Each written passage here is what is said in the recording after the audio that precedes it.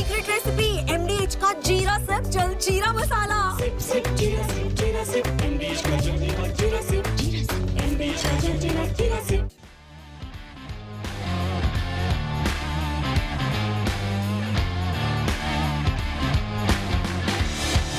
Hello and welcome friends, post time में आप सभी लोगों का स्वागत है। टीम इंडिया दूसरे टेस्ट मैच की तैयारी में जुट गई है, मगर कुछ सवाल हैं जो जुट गई है। कंफर्म है आप? हाँ, जुट गई है। वो देख लिया, वो देखा गया कि भाई हाँ, खिलाड़ी आए और अंदर चले गए। अब वो अंदर क्या कर रहे हैं उसकी शायद खबर बाहर ना आए, वो एक अलग स्टोरी है। उस पर हमने अलग से एक जो है शो किया हुआ है, आप वो देख सकते हैं कि क्या वो माजरा जो है पूरा चल रहा है। मगर कुछ सवाल हैं जिसको लेकर जो है ना, वो सवाल बड़े होते चले जा रहे हैं। जैसे जैसे टेस्ट मैच नजदीक आएगा, इन सवालों का जवाब जो है वो ढूंढना होगा। सबसे पहला सवाल यही है कि भाई अगर जसप्रीत बुमराह नहीं खेलते हैं, जो बार बार कहा जा रहा है कि वो 3 टेस्ट मैच खेलेंगे, 3 खेलेंगे, तो उनकी जगह खेलेगा कौन?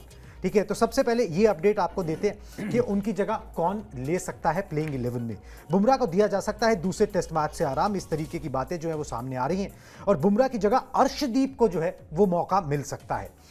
रीजन क्या है कि बर्मिंघम में पिच जो है वो स्विंग गेंदबाजों को जो है ना वो रास आती है, और दोनों तरफ जो है अर्शदीप गेंद स्विंग करा सकते हैं। ये हमने व्हाइट बॉल क्रिकेट के अंदर देखा है।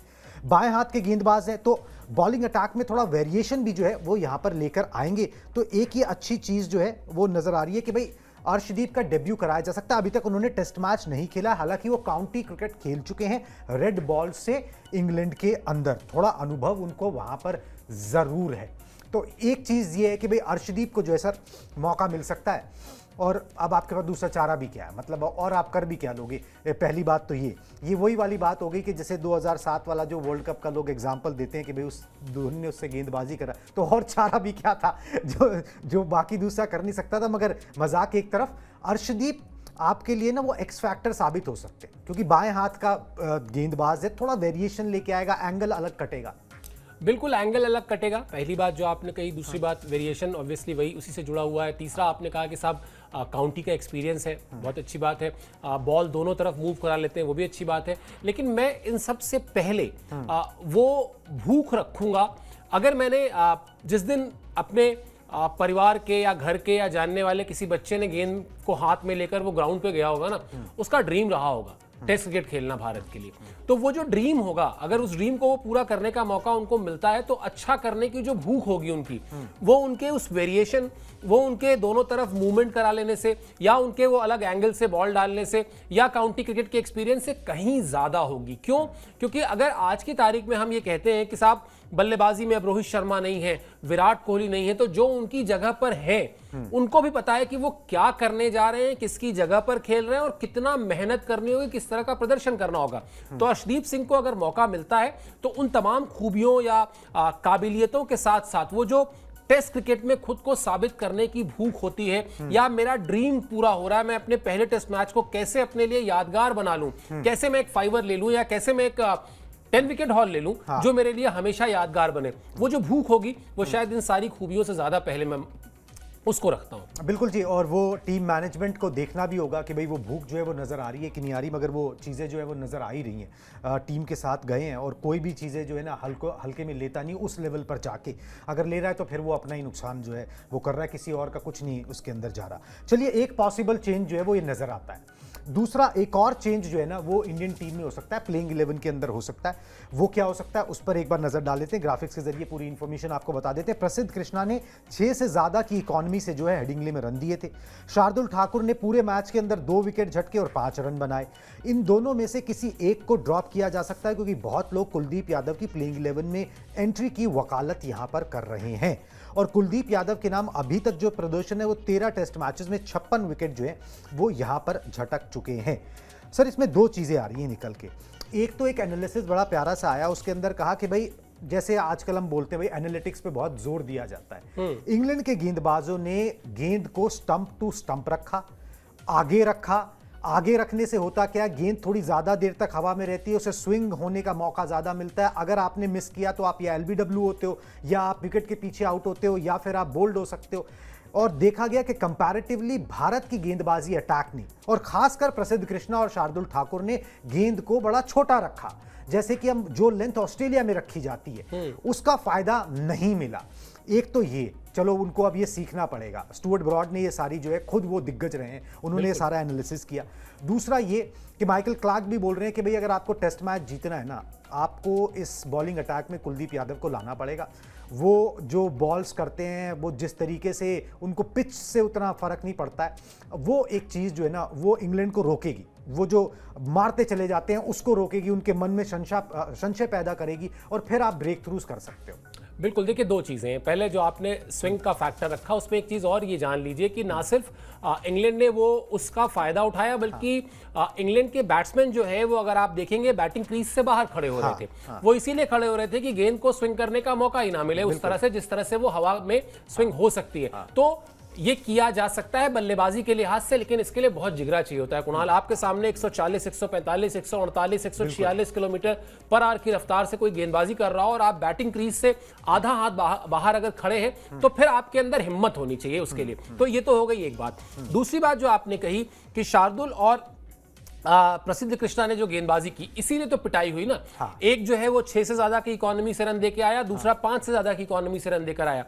तीसरी चीज, अगर मान लेते हैं, चलिए थोड़ी देर के लिए अब इसको टेस्ट क्रिकेट का मोड ऑफ करते हैं, थोड़ी देर के लिए आते हैं, मान लेते हैं T20 मैच है और आखिरी ओवर में 30 रन चाहिए। रिंकू सिंह क्रीज पर है, आपको लगता है ना यार बना देगा, या युवराज सिंह क्रीज पे है, आपको लगता है बना देगा। ये कैसे लगता है? इसीलिए लगता है ना क्योंकि उन लोगों ने ये काम किया हुआ है, वो लोग ये काम कर चुके हैं, कई बार कर चुके हैं। तो वैसे ही कुलदीप यादव एक ऐसे गेंद, आप कोई अभी जैसे गौतम गंभीर ने टूर पे जाने से पहले कहा कि 1000 रन बनाकर भी जीत की गारंटी नहीं दी जा सकती है।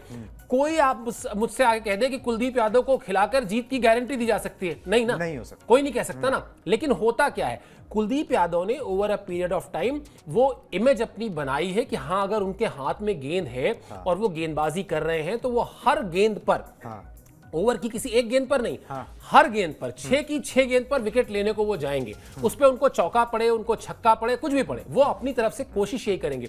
तो ये उनकी छवि है, इसलिए शायद माइकल क्लार्क या दिलीप वेंगसरकर या संजय मांजरेकर या हरभजन सिंह, हर कोई कह रहा है कि भैया उनको प्लेइंग 11 में ले आओ। अब गौतम गंभीर और शुभमन गिल ये सुनते हैं, ये मानते हैं या नहीं, ये देखना बाकी है। बिल्कुल जी, वो तो सुनना और ज़्यादा देखना पसंद नहीं करना चाहते हैं वो इसीलिए बोल रहे हैं भैया क्लोज डोर कर लेते हैं। चलिए कोई बात नहीं। जॉस बटलर जो इंग्लैंड के पहले लिमिटेड ओवर्स फॉर्मेट के कैप्टन रहे, अब उन्होंने वो कप्तानी छोड़ दी, मगर सदस्य अभी भी हैं टीम के। रेड बॉल में नहीं खेलते, मगर उन्होंने चिढ़ाया है थोड़ा सा टीम इंडिया के। कैसे चिढ़ाया, क्या बोल के चिढ़ाया, ये मैं आपको पहले दिखाता हूँ। उनका कोट प्लेट दिखा दीजिए। जॉस बटलर ने बोला क्या है। इंग्लैंड को उसके आक्रामक रवैये और अहम मौक़ों पर आगे निकलने के चलते जीत मिली। मुझे लगता है कि इसका समय आएगा, लेकिन अगर वो 450 रन का भी पीछा कर रहे होते तो वो उसके लिए भी जाते।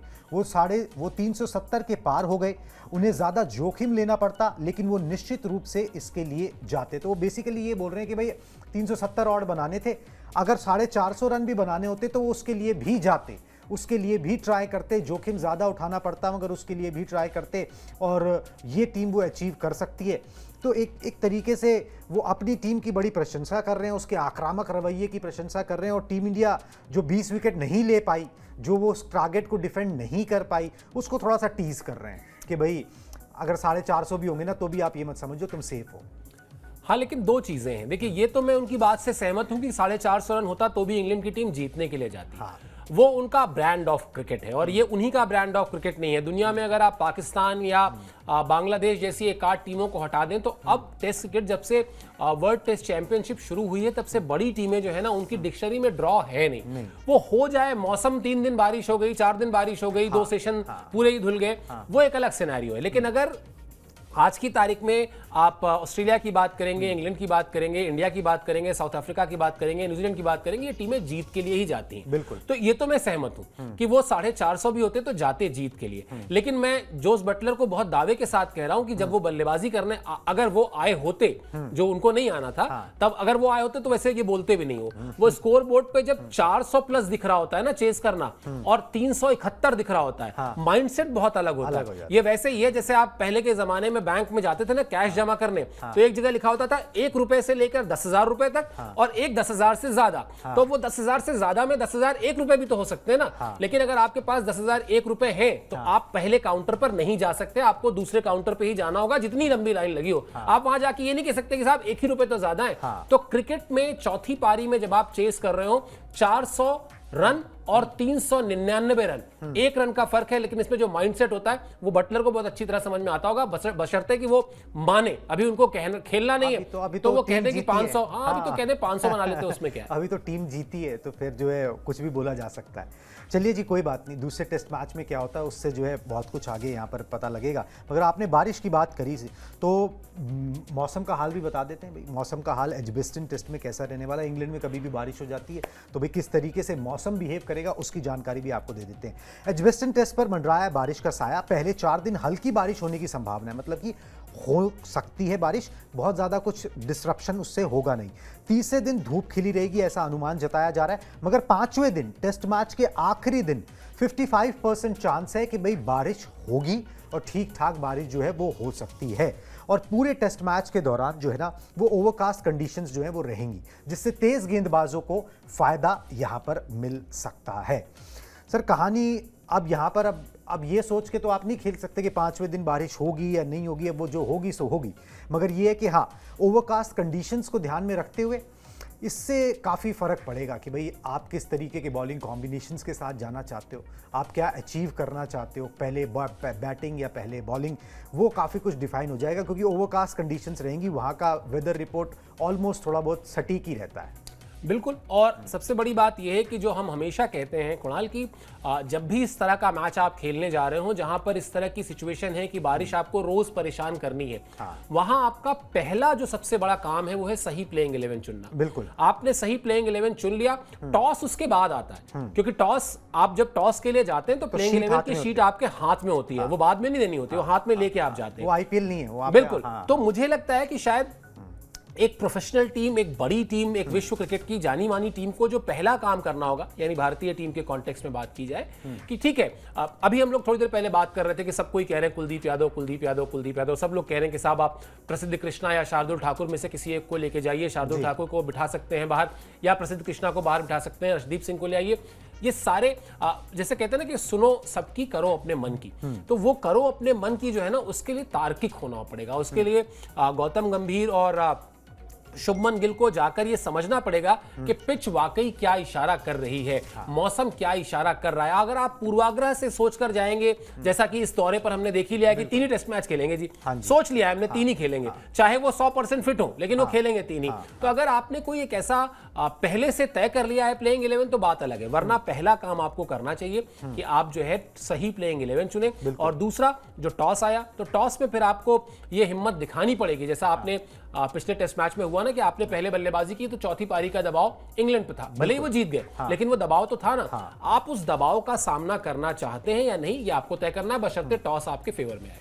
बिल्कुल जी, टॉस का रोल थोड़ा बारिश की कंडीशन में, ओवरकास्ट कंडीशंस में थोड़ा सा अहम हो जाता है। अब वो आपको देखना है कि आपको पहले गेंदबाजी करके उसका फायदा उठाना है और चौथी पारी का प्रेशर झेलना है, जिस तरीके से भी। जैसे आपको याद होगा पहली वर्ल्ड टेस्ट चैंपियनशिप के फाइनल में क्या हुआ था, बारिश के आसार थे, विराट कोहली ने अपनी टीम चुन ली थी और टीम चुनने के बाद उनके पास मौका था, क्योंकि टॉस नहीं हुआ था, वो चाहते तो टीम बदल सकते थे उन ओवरकास्ट कंडीशंस में, लेकिन उन्होंने कहा नहीं, मुझे नहीं बदलना, मैंने जो तय कर लिया है वही तय कर लिया है। नतीजा आपके सामने। बिल्कुल जी, ये तय के साथ नहीं जाना पड़ेगा, देखना पड़ेगा वहाँ पर किस तरीके की कंडीशन सबसे बड़ी होती है, उनको रिस्पेक्ट करना सबसे ज़्यादा ज़रूरी है, नहीं तो कोई भी जो है फिर झंडे नहीं गाड़ सकता।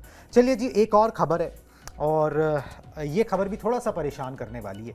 साई सुदर्शन को लेकर है कि दूसरा टेस्ट मैच उनका खेलना जो है वो बता रहे तय नहीं है। ठीक है, चोट कितनी गंभीर है ये इस पर कोई अपडेट नहीं दिया गया है, मगर बताया जा रहा है कि हेडिंगले टेस्ट के दौरान कंधे में चोट लग गई थी। उन्होंने 0 और 30 रन की पारी खेली थी। अभिमन्यु ईश्वरन को अगर वो नहीं खेलते हैं तो नंबर 3 पर मौका दिया जा सकता है। अभिमन्यु ईश्वरन ने 103 फर्स्ट क्लास मैचेस में 7,841 रन बनाया और कुछ 80 रन की पारी उन्होंने ना इंग्लैंड लॉयंस के खिलाफ भी खेली थी, जो मुझे याद आ रहा है। अगर ये नौबत आ पड़ी तो अनफॉर्चुनेट होगा साई सुदर्शन के लिए, मगर ये कि अगर ये भी होता है तो ये एक और एडजस्टमेंट है। तो आप कुल मिला के देखो तो भाई मोटा मोटा 3 खिलाड़ी आपको बदलने पड़ सकते हैं। एक जिसको आपको 3 ही खिलाना है, ठीक है, एक ये कि भाई आपको चेंज करना है और दूसरा ये फोर्स चेंज जो है वो हो सकता है। तो ये सर ये भी मतलब साई सुदर्शन के लिए भी और टीम इंडिया के लिए भी झटका ही है। हालांकि किसी का लॉस किसी का गेन भी बन जाता है। अभिमन्यु ईश्वरन कब से लाइन में लगे हुए हैं, मतलब लाइन में कतार में वो कब से लगे हुए हैं कि भाई मौका मिले और अपने तरफ से जितने रन बना सकते हैं वो बनाते भी हैं। ऐसा नहीं कि नहीं बनाए, मेरे ख्याल से फर्स्ट क्लास में 27 एक तो उनके शतक भी हैं। हाँ, लेकिन साई सुदर्शन को आप इस वक्त क्यों लेकर गए थे? आप उनको इस वक्त इसलिए लेकर गए थे क्योंकि आईपीएल में 600 से ज्यादा रन करके वो आ रहे थे, 700 से ज्यादा रन करके आ रहे थे, हर मैच में ऑलमोस्ट उन्होंने रन किए थे।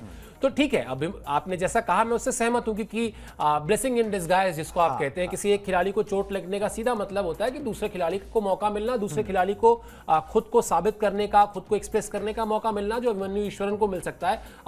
मैं इसमें और ऑप्शन देता हूं, हो सकता है आप ध्रुव जुरेल के साथ जाना चाहें, करुण नायर को बैटिंग में आप ऊपर ले आए, हो सकता है आप नीतीश कुमार रेड्डी को लेना चाहें क्योंकि वो आपको दोनों ऑप्शन दे देते हैं। तो ये कुछ भी हो सकता है, लेकिन बड़ा लॉस क्या है? बड़ा लॉस ये है कि चोट ऐसे वक्त में लगी है या वो ऐसे वक्त में नहीं खेल पाएंगे जब उनके अंदर पहले मैच में वो जो रन्स नहीं आए उसके बावजूद कॉन्फिडेंस की कमी नहीं रही होगी। बिल्कुल। और बहुत कुछ कॉन्फिडेंस से होता है कुणाल, हम भी जानते हैं, आप भी जानते हैं, जीवन में बैटिंग स्किल और बॉलिंग स्किल के साथ साथ जब आप जाते हैं ना, वो आपका जो आत्मविश्वास होता है, जो अंदर से कह रहा होता है कि नहीं आज मैं रन बना दूंगा या आज मेरे बल्ले से रन निकलेंगे, तो वो शायद ये जोन था इस वक्त साई सुदर्शन का कि उनके जहन में रहा होगा कि ठीक है, पहले मैच में मुझसे रन नहीं बने, पहली पारी में मैं खाता भी नहीं खोल पाया और बड़ा खराब आउट हुए, लेग स्टंप के बाहर की बॉल को आउट को खेलने में चले गए, लेकिन दूसरे में उनको रहा होगा कि मैं रन्स करूंगा। तो अगर अभी तक जो खबरें हैं वो ऐसा नहीं कि कंफर्म हो गया है कि वो नहीं ही खेलेंगे, लेकिन अगर वो नहीं खेलते तो जो आपने कहा उसी को मैं दोहराऊंगा कि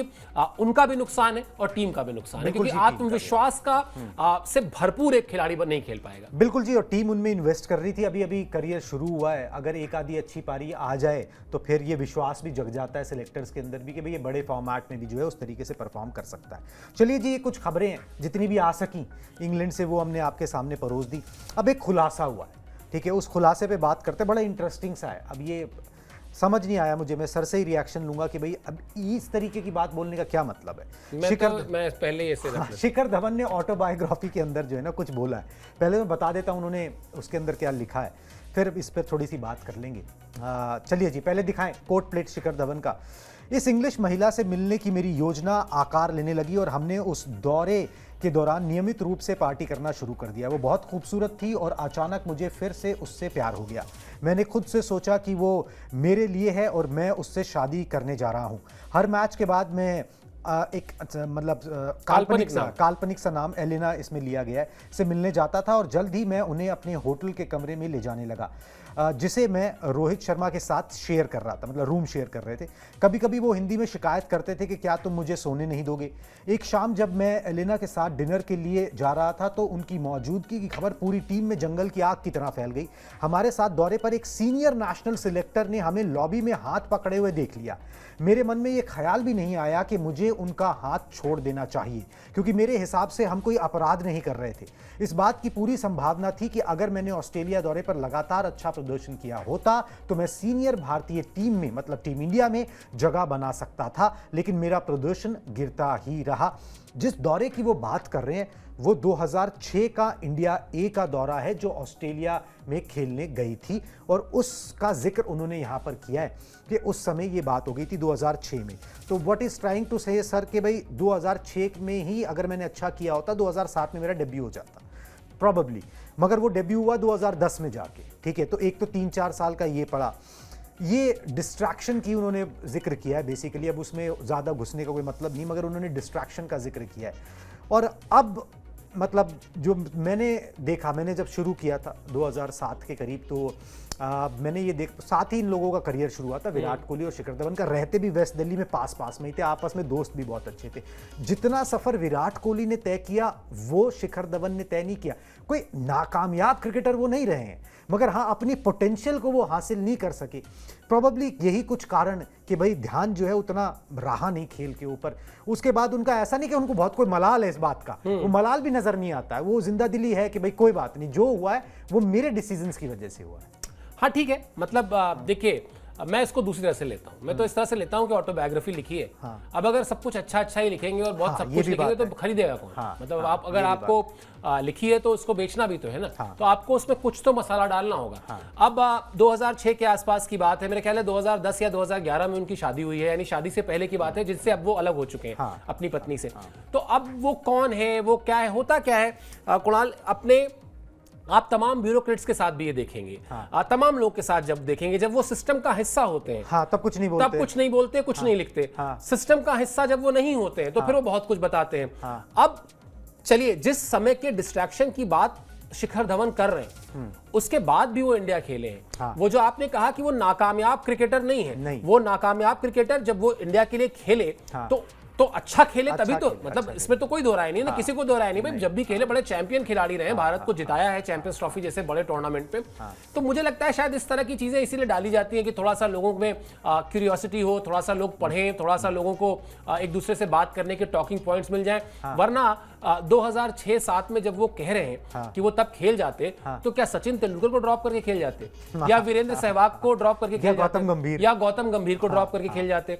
फैक्ट ये है कि 2007-2008 इस दौरान शिखर धवन मुझे भी करते थे और बहुत से अपने जो उनके जर्नलिस्ट फ्रेंड थे उनको मैसेज करते थे, स्कोर्ड इतने रन इन डोमेस्टिक क्रिकेट की किसी एक ट्रॉफी में, इतने रन, और फिर वो उनका डेब्यू होता है। मुझे लगता है कि शायद दिल्ली का कोई भी प्लेयर, एक तो दिल्ली में इतने ओपनर्स होते क्यों ये नहीं समझ में आता, टॉप ऑर्डर के बल्लेबाज ही होते हैं दिल्ली में, कोई मिडिल ऑर्डर वाला कम ही होता है। तो इतनी जब टीम इतनी पैक्ड हो, तब अगर आप अब आपको ऐसा अगर लग रहा है कि शायद सिर्फ इस वजह से मेरा नहीं हुआ क्योंकि मेरा डिस्ट्रैक्शन था, मुझे लगता है शायद डिस्ट्रैक्शन के साथ साथ अगर वो डिस्ट्रैक्शन था तो अगर आप खुद ही कह रहे हैं कि मैंने हाथ पकड़ा हुआ था, फिर मैंने हाथ नहीं छोड़ा कि मैं कोई अपराध नहीं कर रहा हूं, तो फिर अगर आप प्रेम में थे तो प्रेम भी कोई डिस्ट्रैक्शन थोड़ी ना है, अपराध नहीं है तो डिस्ट्रैक्शन भी नहीं है। प्रेम तो आपको और अच्छा करने के लिए प्रेरित करता है ना। तो मुझे लगता है वो सब ऐसे ही है कि मतलब चलो थोड़ा सा बातचीत करने के पॉइंट मिल जाए और किताब बिक जाए थोड़ी सी, चलो लोगों को कुछ मसाला भी मिल जाए पढ़ने के लिए, उनको भी अच्छा लगे कि भाई कुछ जो है ना हमें क्रिकेट के अलावा भी कुछ जो है ना वो जानने को मिला कि भाई क्रिकेटर कुछ दिन पहले भी पृथ्वी शॉ ने भी ऐसे ही चीजें बताई, यही सब बातें बताई। देखिए आखिरकार क्रिकेटर भी इंसान होता है, वो अब उसके सामने दौलत और शोहरत इतनी होती है कि भाई ये सब चीज़ें उसके साथ जुड़ जाती हैं। अब कैसे अपने आप को मैनेज करना, ये आपको सचिन तेंदुलकर, विराट कोहली से इंस्पिरेशन लेनी चाहिए, जो यंगस्टर्स जो हैं वो यहाँ पर मुझे तो लगता है कुणाल, दो नाम तो आपने लिए ही। जब तक भारतीय क्रिकेट के साथ किसी भी कैपेसिटी में राहुल द्रविड़, अनिल कुंबले, वीवीएस लक्ष्मण, वीरेंद्र सहवाग,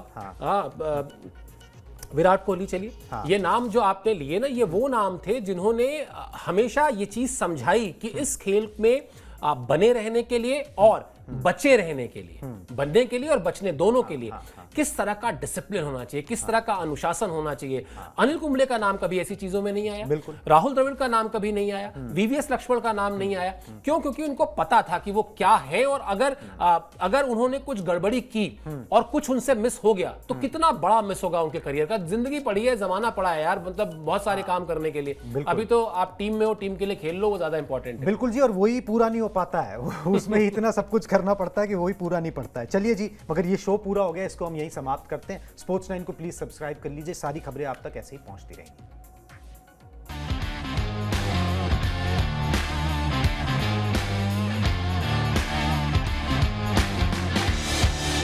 ये है सीक्रेट रेसिपी MDH का जीरा सिर्फ जलजीरा मसाला। Sip, sip, jeera, sip,